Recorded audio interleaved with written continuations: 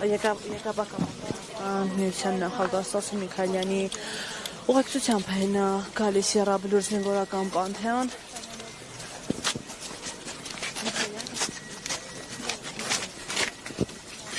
Շնորհավորում ենք պարոն Միքայելյան, նախորդ խորհրդի մասին, Հայոց բանակի 34 տարեկան է։ Կազմավորման հիմքերում եք եղել, այս բանակի համար էիք այն ժամանակ պայքարում։ Բերեք որ բանակը մոնոպոլացիան ունենք ոչ էլ եռաբլուր հանգիստ թողեք։ Բանակը մենք հիմքերում եկել է բանակի ձևավորման ժամանակ մենք տարել ենք հաղթանակ համախմբված սպորապետ Վազգեն Սարգսյանի գլխավորությամբ հետագայում քաղաքական դաշտում ինչ եղավ, նախորդ իշխանությունները հենց հիմնականում ինչ եղավ, դա արդեն իրանց խնդիրն է, հարցրեք իրանցից։ Իսկ ինչ վերաբերում է մենք փայլում մեր հաղթանակները տարել ենք համախմբված։ Հետագայում հաղթանակներ կունենա մեր բանակը, ինչ է կարծում զարգացման այս տեմպերով, եթե առաջ գնա։ Լսեք, այսօր մեր գերխնդիրն է, գնանք խաղաղության ընթացքում կերևա, մի բերեք ստեղ ինչ որ բաներ ասեմ, մեր ադրբեջանական սայթերը սաղ ինձանից են խոսում, նյութեր են գցում։ Ստեղ ինչ են մնանք վերցում են, վերլուծում են, դնում են։ Հանգիստ մնացեք, հետագան հետո կերևա։ Բայց այսօր մեր գերխնդիրն մեր բանակի կայացման, մեր համախմբման ժողովրդի ամենակարևորը մեր գերխնդիրը դա է։ Ուրիշ մենք խնդիր չունենք։ Ընթացքում կերևա։ Ձեզ գոհացնում է այդ կայացումը, հարցը դա է, պարոն Միքայելյան։ Լավ, մենակ դու աստված ես լսում եմ։ Պատասխանեք, իմ գործընկերները լսում են։ Ես կարամ գնամ։ Այդ պայմանավորված է, մենակ դու ես հարց տալու խնդրեմ։ Խնդրեմ հարցը կարելի է։ Դե լսում եմ։ Պարոն Միքայելյան, ծառայությունը 1.5 տարի դարձնել է, ձեր կարծիքով ինչ հետևանքներ կարող է ունենալ, ինչպիսին կլինի ազդեցությունը դրա բանակի վրա։ Ոչ մի հետևանք չի կարող, որպես պաշտպանողական բանակ արդեն ոչ մի հետևանք չունենա, պլյուս դրան այսօր գիտեք մեծ տվականակով զորավարժություններ է թվում, այս տարի չեմ ուզում լավ ասեմ քանի հազար հոգի լրացնում է։ Եվ ընթացքում մենք կամաց պիտի անցնենք պրոֆեսիոնալ բանակի, պլյուս դրան սահմանապահ զորքերը, որ կանգնելու են եւ այսօր կանգնած են ամբողջ սահմանի երկայնքում։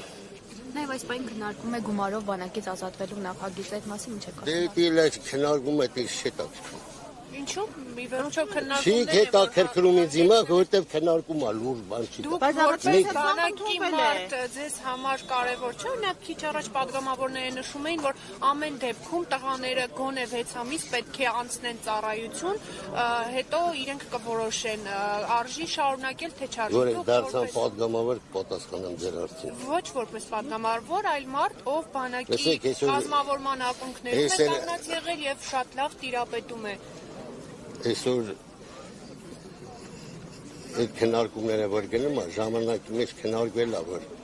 ինչն է օգուտ, ինչն է վնաս բանակին։ Այսօր ես հպանցիկ չեմ կարող այդ հարցին պատասխանել, որտեղ մեջ այստեղ խորացած չեմ։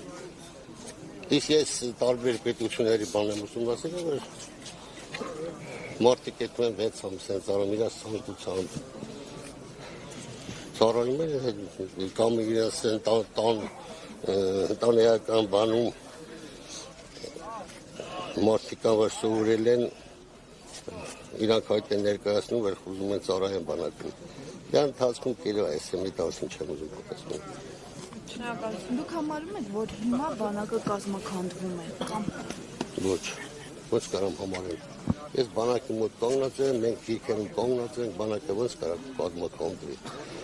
Նախ չթողեք շնորհավորում մեր ժողովրդին, հայոց բանակին,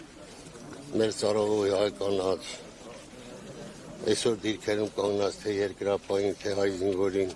շնորհավորում եմ բոլորի բանակի կազմավորման 34 ամյակի կապակցությամբ եւ խաղաղություն մեր երկրին, տղերքներ բարի ծառայություն։ Պարոն Միքայելյան, եւ վերջին հարցը, դուք ամենաշատն եք լինում սահմանին, տեսնում զինվորներին, բարոյահոգեբանական վիճակը տղաների մոտ ինչպես է։ 44 օրաներ էր բարձր։ Այնպես չի որ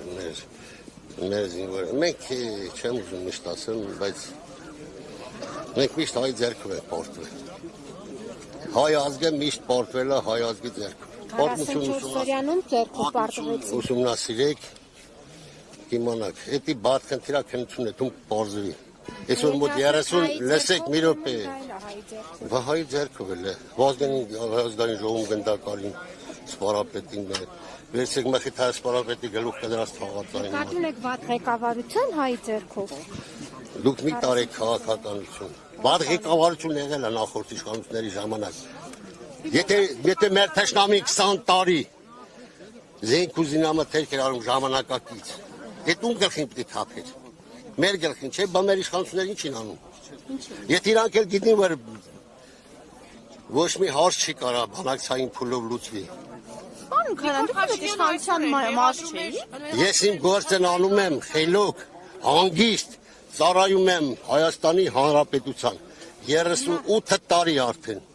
29 տարեկանից զենք եմ վեցել, մինչև Հիմա հաշտնա մեղավոր թե տեղի։ Մեղավոր չենք փնտրում։ Ինչ։ Փաշինյանը գցում է հապկի վրա, հապկան մեղավոր, դուք ասում եք հայի ձեռքով ա եղել, հիմա ում ձեռքով ա եղել։ Չգիտեմ, որ ոտություն ուսումնասիրեք, որ միշտ ելերա դավաճանություն, միշտ ելերա ինչ-որ մեր վերելքի ժամանակ, մեր պետության, մեր ժողովրդի, մեկի խփել են, ժամանակ դե բնականապետություն չենք ունեցել, անատի վրա է բոլորը ձևավորվել, և այդ անատին վերացրել են, ոնց որ սպարապետին վերացրել են, ոնց որ մխիթար սպարապետին, ուր է կամ։ Ինես մարդկանց է թույն է, որ էլի հայի միջնորդությամբ։ Ես ոչ եմ ասում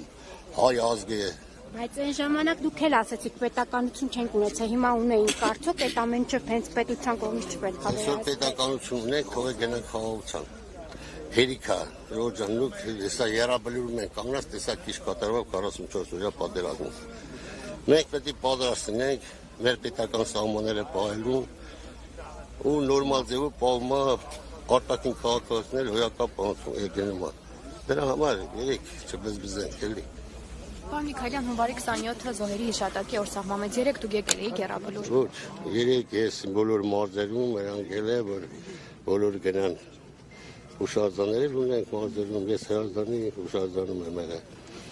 Եվ եթե առավել դե մի բոլորն էլ ասին մեկամի պատճառաբանություն պիտի բռնեիք։ Շնորհակալություն։